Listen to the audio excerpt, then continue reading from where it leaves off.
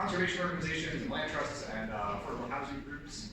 And so we thought it would make sense to sort of set the stage for that discussion by taking a deeper dive into sort of the 101s of affordable housing.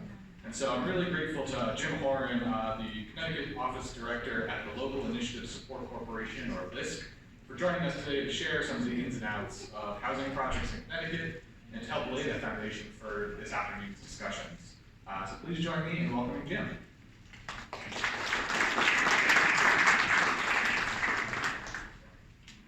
Good afternoon, everybody. Closer to the mic. Good afternoon, everybody, and thanks for being here. Thank you to Aaron and the CLCC for sponsoring today's conference, and for all of you coming here today. Really excited to see the big response for this event and to work together on trying to create more affordable housing and partnerships between conservation groups and affordable housing.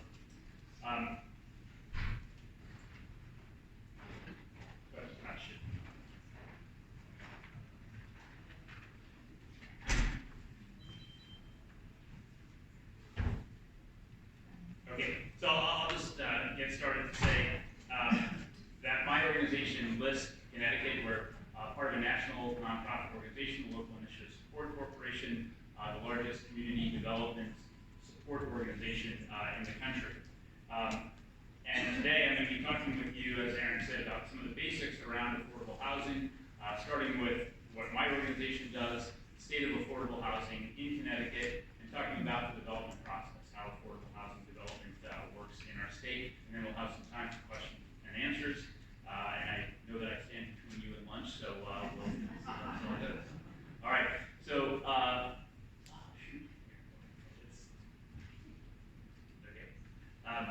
first about our team. I'm the executive director of the local office of LISC in Connecticut. We have 9 staff people here working on affordable housing, capacity building for nonprofit organizations, community economic development. We also do a lot of work around financial empowerment, basically trying to strengthen people in communities to become financially stable. My team includes, and you'll see the slide in a minute, but Matt Stroud, who's our Senior Program Officer for Lending and Investment, Casey LaFlamme, who's a Senior Program Officer working on capacity building with nonprofit organizations, and then Debbie Martin, who does a lot of work around community engagement. There we go. All right. Hopefully this will continue to click along.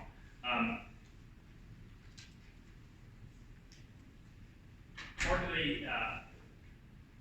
the mission of LISC. Together with residents and partners, LISC forges resilient and inclusive communities of opportunity across America, great places to live, work, visit, do business, and raise families. The basics of how our model works. So we pool private and public dollars. So we've been around since 1979. We're created by the Ford Foundation, and the idea at that time was that it was the era of the Bronx's burning and wanting to rebuild communities across the country. And so it's very complicated, as we'll talk about, to assemble the financing for affordable housing. But there were already a lot of groups around the country, community development corporations, doing this work. So LISC works with banks, with other corporations, as well as government agencies and the bond market to assemble below market interest rate financing to help get affordable housing projects started.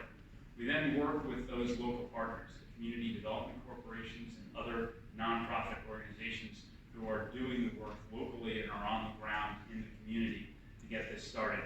And then we support people and places, and that includes working not only on affordable housing and other forms of community development like commercial corridors, child care facilities, arts facilities in local communities, but then also working on a network of financial opportunity centers. We have a division for sports and recreation to create playing fields and work with the NFL and other sports organizations to help make that happen. And we are working always in concert with local groups to do this work. We're a big national organization. We have several affiliates in addition to LISC itself. We work with the National Equity Fund, which is a organization that assembles low-income housing tax credits to finance affordable housing, a New Markets Support Company that assembles New Markets tax credits and distributes them for commercial and mixed use projects. Amito works with small businesses, and then Strategic Investments looks at particular opportunities. Right now, a major focus of our work is on economic development in communities of color. So we have a big Black Economic Development Fund, for example, that is financing projects that are run by Black-led organizations or in communities that are primarily Black and brown to help revitalize those neighborhoods. We have 38 office locations, including one here in Hartford that works statewide. Many of our offices around the country just work in a single metropolitan area, but since Connecticut is so small, we're able to work not only here in Hartford, where we're based, but around the state. And that includes working in rural and suburban communities, not just in the larger cities. Since 1984, LISC Connecticut has invested $88 million, mostly in affordable housing development, but also in helping to support community development corporations for their operations. That has leveraged more than $800 million in funding. Together, that financing has helped to build over 4,750 affordable housing units in the state, both apartments as well as home ownership units. As I said, those are in suburban and rural as well as urban communities, although a lot of our work is in the urban communities. We try to foster green and healthy housing and have a transit-oriented development initiative as well to provide access to ensure that the affordable housing that's built is accessible to jobs and other amenities in the community. In addition to the affordable housing work, we've helped develop 365,000 square feet of commercial development and community projects. That includes 23 child care centers, supermarket, recently helped to finance Real Artways, which is a few blocks from here, to purchase its building so that it can build a new, or expand its facilities and also have a source of income. They now own the building that they're in. So we're a quite large national organization, but we also have our feet on the ground locally doing this work. I'm going to shift gears now and talk a little bit about affordable housing in Connecticut and the challenges that we face, as well as the opportunities that we have here.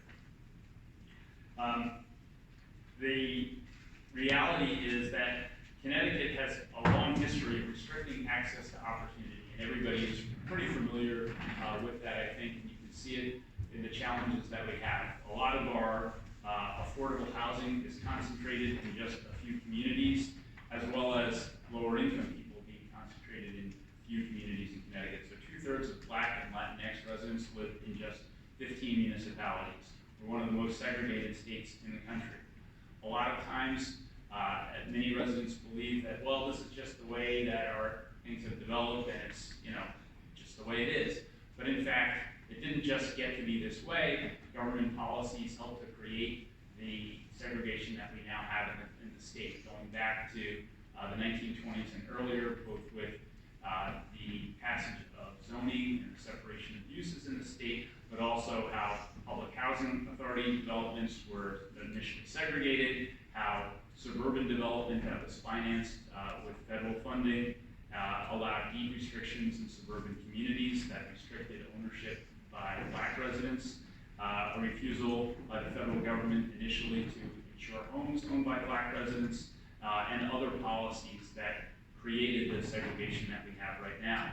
And even though some of those policies, or many of those policies, no longer exist, they've had longstanding and continuing impacts for residents in terms of health, life expectancy, future earning potential and income right now, as well as educational attainment. This slide shows the contrast between two communities in Connecticut, Avon and Hartford. So Avon is in blue and Hartford is in yellow on this slide. The first column shows BIPOC residents, residents who are Black, Indigenous, or other people of color. 24% in Avon and 87% in Hartford. The next slide shows home ownership. 83% in Avon and only 24% in Hartford. Then you look at cost-burdened households. That means paying more than 30% of their income on housing for rent or a mortgage.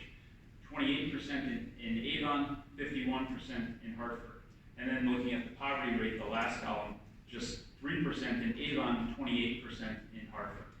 And then above, the note on median household income, 3.5 times higher in Avon than in Hartford, 131,000 compared to 36,000 in Hartford. And then the difference in life expectancy and age. Avon 83, Hartford 77. And when you look at it at the zip code level, the contrast can be even starker. I think there's an 11 difference in life expectancy of 11 years between the northeast neighborhood of Hartford and West Hartford Center, where I live. So it's just pretty shocking, and it continues. We have an affordable housing crisis in Connecticut, and that is manifested in many ways. This slide is looking at extremely low-income renter households in the state. There's 148,000 households. Those are 31% of the renter households in the state that are extremely low income, meaning that they're at 30% or less of the state median income. There is a shortage of 86,000, more than 86,000 units, rental units that are affordable to those extremely low income renter households in the state. So there's a massive need for new construction or more development of affordable housing for very low income residents. And then 64% of those extremely low income renter households are severely cost burdened, not meaning that they're just paying more than 30% of their income for rent, but actually 30% of their income for rent. 50% of their income for rent. The table shows that about a third of those households, 31% are in the labor force, about a third of the households, 35% are seniors, and 18% of those extremely low-income renter households are disabled. So, huge challenges. It's not like you can instantly turn that around so people can increase their income, although that is, of course, part of the solution as well. We have many barriers to affordable housing in the state. Those include exclusionary zoning, and there was some talk of that in the prior session, where you have large lot minimums, low density requirements in communities, and severe restrictions on where multifamily housing can be built. That's part of the discussion that's going on at the legislature right now. And I'm hopeful, and there's a lot of talk about what can be done in the legislature, but the fact is, these problems have existed for decades in Connecticut, and we haven't solved them yet. So my expectations are not very high that there can be huge, big picture solutions for what needs to be done. Another part of the problem is NIMBY, not in my backyard, where people don't want to have affordable housing or multifamily housing in their neighborhoods because they think it will bring down property values or for other reasons like underlying racism or discrimination. And then there are financial problems because it's costly to build new affordable housing. We have both high land costs as well as it's expensive to build any kind of housing in our state, and then especially in recent years with the huge increase in construction costs and now higher mortgage rates. So we've got a lot of barriers to turning this around and building a lot more affordable housing in the short term. But there's a real need to do this because affordable housing is heavily concentrated in just a few communities in the state. So the note on the left says that most of the big cities in our state, like Hartford, Waterbury, Bridgeport, New Haven, New Britain, have 33 to 40% of their housing as affordable. But there are only 31 communities out of the 169 in our state that have 10% or more affordable housing, meaning that they're not subject to the 8-30 G legislation that was just talked about again in the last session. So you've got many communities that have little or no affordable housing, while it's heavily concentrated in just a few communities. And while the potential for gentrification is of concern, it's a much bigger problem just to try to bring some equity into our communities. So to bring more wealthy people and people who can afford to buy homes into cities like Hartford, while creating more opportunities for low-income housing, including affordable rental housing in suburban communities like Avon that have done a pretty good job of keeping it out over although there are all these barriers, I want to mention too that there's some reason for hope in some ways. So, for example, there is more funding for affordable housing right now than there often has been in prior years. And I will credit to prior Governor Dan Malloy put a lot more money into affordable housing development than we had seen in years. And for the most part, Governor Lamont has kept that up, in part because of pressure from groups like the Partnership for Strong Communities, Sir Sean Gio there, and others to say we need to develop more affordable housing. The latest big development on this front that we're quite excited about is that in 2020, the legislature passed funding for the Community Investment Fund 2030. And basically there's a lot of pressure from the Black and Puerto Rican caucus of the legislature especially to say we need to put more money into our cities generally. Governor Lamont was resistant to the idea of putting money directly for the cities into the general fund. But what they did as a compromise was they created this $875 million 5-year bonding initiative. So $175 million a year for 5 years for bond funds that can be used for a wide variety of community projects in towns and municipalities that are classified as distressed. So it's not just the bigger cities that I've talked about, but also a lot of smaller rural communities. In part, that was done to build bipartisan support. So a lot of towns out in northeastern Connecticut, for example, qualify, as well as some inner-ring suburbs. They just started this initiative to implement it last year with the first round of $70 million in bond funding that was made available. There were projects funded all over the state, including one for the north end of Hartford for a Renaissance project in the northeast neighborhood.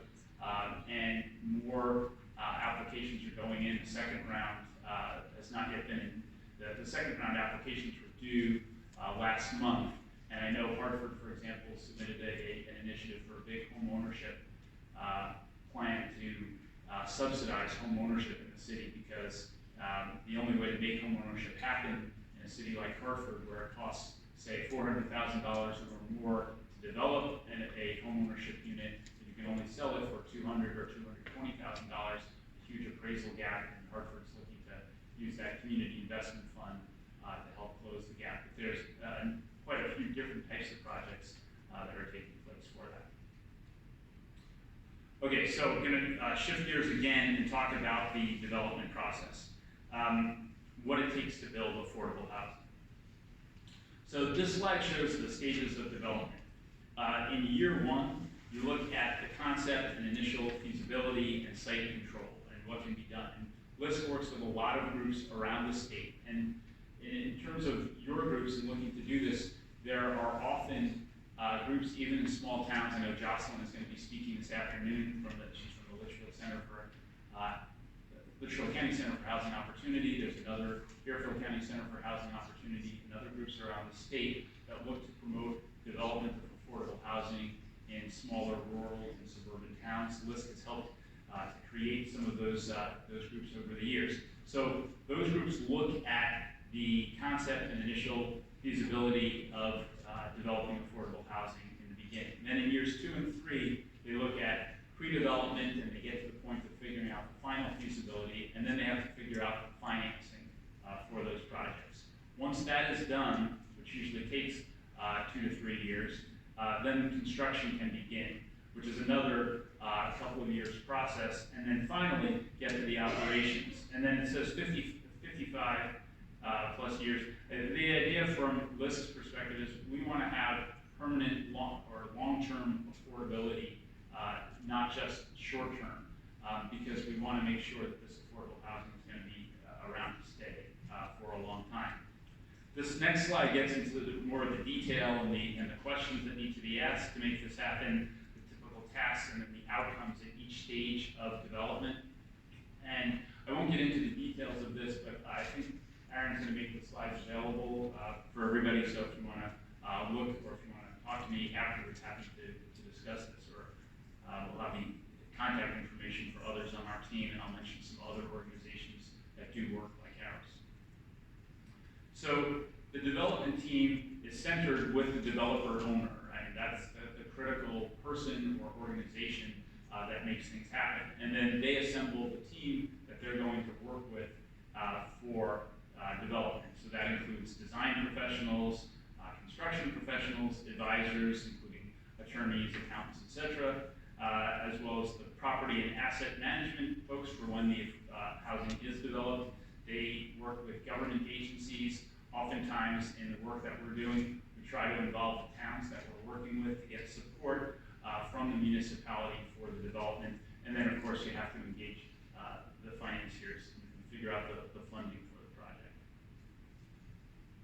I have a slide here on 8-30G just because it's so important to affordable housing development in Connecticut.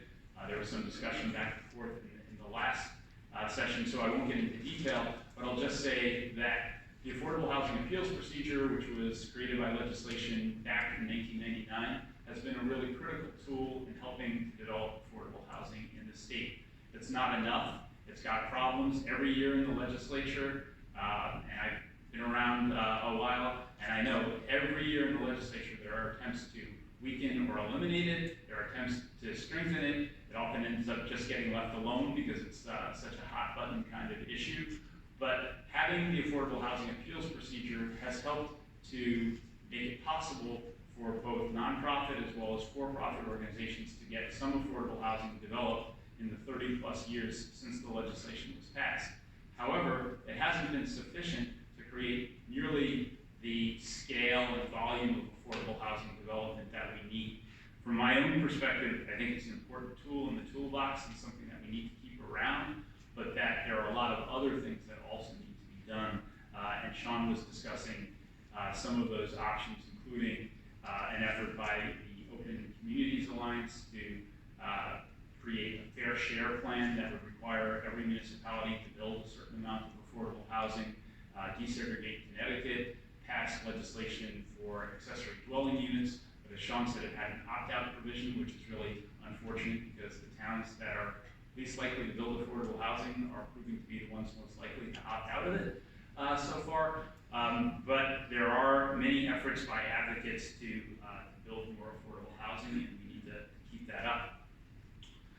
Okay, so the next part is the funding. As I said, it's quite complicated. It's the reason that LISC was created in the first place, to help figure out the funding or assembling the capital stack for construction. So this is for a specific project. Actual numbers for the lots at Spencer's Corner, which was developed by a community development corporation called Hope Partnership that's based in Old Saybrook. This development is in the town of Essex. It was completed in the fall of 2021, and there's 17 units in total. These were buildings that had been developed as industrial condos, and only the lower floors were used for that purpose, and the upper floors had sat empty for, I think, at least 15 years since they were built. So the idea was, let's put some affordable housing in that development. It's in the Ivoryton section of Essex. The first part for acquisition and pre-development, that cost $1.45 million. The sources were developer equity, that means money that Hope Partnership itself had, $65,000. LISC provided a grant of $20,000. There is a condo association from the development where it's located, the commercial condos, put in $225,000. AHP is the Affordable Housing Program of the Federal Home Loan Bank of Boston. That was a grant for $305,000. Housing Ministries loan. Hope is connected with a group of churches in the lower Connecticut Valley. They loaned $35,000, and then LISC loaned $800,000 for the acquisition and pre-development costs. And then the permanent financing, which totaled $5.7 million, that's inclusive of the $1.5 million. It included the developer equity, the LISC grant, energy rebates, condo association grant, a grant from Essex Savings Bank, which was for $500,000, Department of Housing capital grant, $3.9 million. The Department of Housing and its bond funding is critical to most affordable housing development in Connecticut. And then Essex Savings made a $900,000 loan, so there's a mortgage of on the property for $900,000. So, as I said, it's complicated to put together these affordable housing developments. Typically, they have 8, 10, or more sources of funding.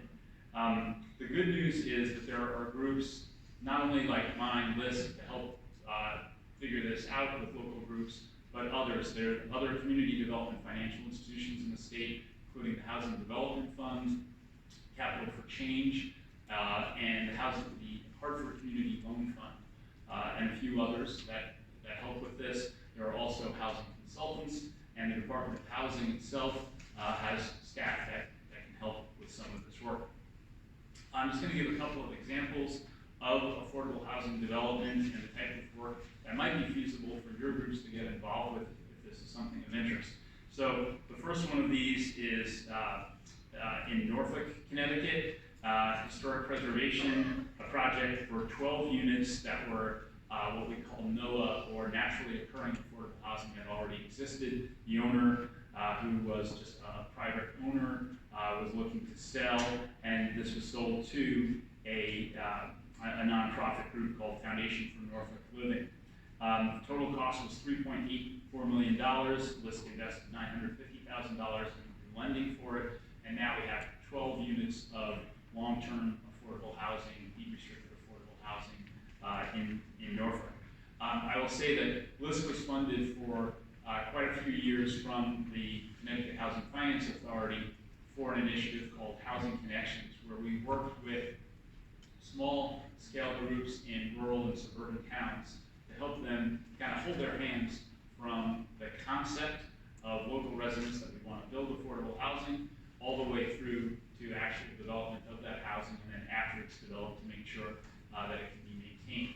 Unfortunately, CHFA stopped funding that initiative last year, but we're continuing to work with groups like Jocelyn and others to do this work. And we think it's extremely important to try to create that equity, racial equity, as well as to ensure that there are options for lower income people to live not only in the big cities, but in suburban and rural towns. Another example in a suburb is in North Haven. This is Clintonville Commons, which was developed by an organization called North Haven Opportunities for Affordable Housing. It was the second development. It's an 8-unit project of 4 duplexes, like the one in this photo. $3.6 million in total development costs. They had to use the Affordable Housing Appeals procedure because there was a lot of objections from neighboring residents to this development. So they had to go through the 8-30G appeals process in order to construct and get approval for this development. It's affordable to residents earning 60% or less of area median income. So another big objective of ours at LISC is to make sure that housing is deeply affordable. We love to see it when it can be at residents who are at 25 or 30% of the area median income, and then some other units at 50 or 60%, others at 80% of area median income. So that it's not just kind of creaming, if you will, and making affordable housing available to residents who can almost afford it, but to help hit those folks that are at very low incomes, so that they are able to live in any community they choose to live. So that's it for the presentation. Here's some contact information for my colleagues and I at LISC. I'll just mention too that in addition to our work at LISC, we work closely with the Partnership for Strong Communities on affordable housing policy issues. We've also worked with the Open Communities Alliance and Desegregate CT on affordable housing development. We have partnerships in communities across the state, both with community development corporations, mostly in the bigger cities, and the small nonprofit organizations that I mentioned in suburban and rural towns. And we'd be happy to connect you with any of them, or also to figure out if it's more appropriate to work with some of the other community development financial institutions that I mentioned, like the Hartford Community Loan Fund. Happy to answer any questions that you have now or after. I don't know if we have 2 minutes for a question. Okay, great. Okay, sure. Not a question, but just a comment that PSC has on a link on their site. If you're interested, a town-by-town profile of the percentage in your area. So. Yeah, there's excellent information, those town profiles that the partnership updates annually. Really great information about affordability and how close they are to G meeting that 10% number and other good information. Yes? So I have a question on that. If you just look back to that slide for North Haven, Yeah. how does that project work? So each unit costs $450,000 to build? Yeah, that is pretty typical. So just explain to us, or to me, I guess, how someone with a certain percentage of the median income, how anyone recoup that cost? So it pays the mortgage on these. Right. So there's, I don't know the numbers for this project, but there is Department of Housing, a Department of Housing grant that covers a lot of the cost of development. So for smaller developments like this, there is almost definitely going to be a big Department of Housing grant to help fund it. For larger developments, which are often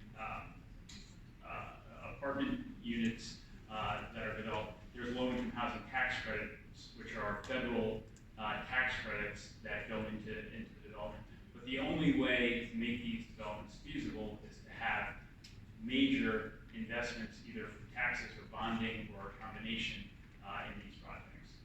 So it's basically taxpayer supplement. Yes, absolutely. It's taxpayers primarily, but there's often private sources as well, like I showed on the slide with the financing here. Grants from Essex Savings, from LISC, from the condo association in that case, that helped to subsidize it. But the bulk of the funding there, 3.9 million out of the 5.7, came from a capital grant from the Department of Housing. And that is typical, and it's really the only way to make these developments happen, to have the deep government subsidy, because as Sean was saying, there's some communities that have inclusive requirements, and they'll have like 10% affordable housing as part of a 200-unit apartment development. Those are subsidized by the other units, so those are privately subsidized, but in most cases for large-scale development or small-scale development that is all affordable, you need to have the deep subsidy. Yes? On this particular slide, I'm wondering, as you look at projects, do you factor in I know this particular area, because we work on an economic development plan for it. Mm-hmm. So the commute, the job shed, basically Workforce Alliance, the job shed, job opportunities, in near these affordable units, do you factor that into your planning? Or, because I know for this particular situation, the outflow commuter shed is higher than the retention. So the amount of jobs within the region, can they support the rents or the people that want to be in that affordable unit? Yeah, so I'm not sure I entirely understand all aspects of your question, but I will say we look at various factors in figuring out whether this is really going to be feasible, and we work with the developer, in this case Hope Partnership, to figure these things out. But one aspect of that, for example, is trying to ensure that the housing is on a bus line or otherwise accessible to jobs. So that is the case. I believe here that there is a bus route nearby, not in this case. I'll have to talk to you later about it, but I know that that's a major factor for us. But the overall, I will say every town has a shortage of affordable units, and so there are always residents, like there are waiting lists, and in every community when there are affordable housing developments, people who are in need and who are able to afford the rents that are developed, and that is a part of the whole development process. Yes.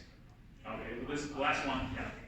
Given the high cost of construction and the long lead times for building, has there been any discussion of ways to convert already existing naturally affordable housing into legally affordable housing? Yeah, there are, like on a specific project kind of basis, not on a very large scale. But I know, like we talked to the Blue Hill Civic Association, for example, in the in Hartford that had an interest in trying to take some of that naturally occurring affordable housing and fix it up and turn it around into permanent affordable housing. And a lot of times those houses were built in the 50s and 60s. They have very much older residents who can't really are not able to age in place. So that's like one example. But looking at that naturally occurring affordable housing is one way to try to ensure if that can be made permanently affordable housing to do it at somewhat lower cost. So where are is there a plan for that, or are there resources for that, or is that? So I would say like that's part of the lack of planning that the state does overall. So there's not really a large scale plan to do that. But I think the part of what the Partnership for Strong Communities is pushing is to look at that naturally occurring affordable housing and to build more of it and to help make it permanent. But there's not like a large scale plan with funding to put that in place. Okay, all right, sorry, one more. Thank you. I don't have a question, but just a comment and a thank you, because I've not heard this before. Someone in a position of power naming that communities of color are the way that they are because it's deliberate, right? All the negative outcomes that you see in Black communities is not natural. This was done by people in power, people with wealthy people in power, and the government itself. So I just kind of want to congratulate you for just naming that and putting that forward, because I think that there is an internal bias, even in the most liberal of quote-unquote white folk and white institutions, that somehow, there's a pity party happening in the brain that we have to go help these people in these neighborhoods. No, the help that is needed is just naturally what the government is doing, how they're cutting off resources to communities of color on all levels, right?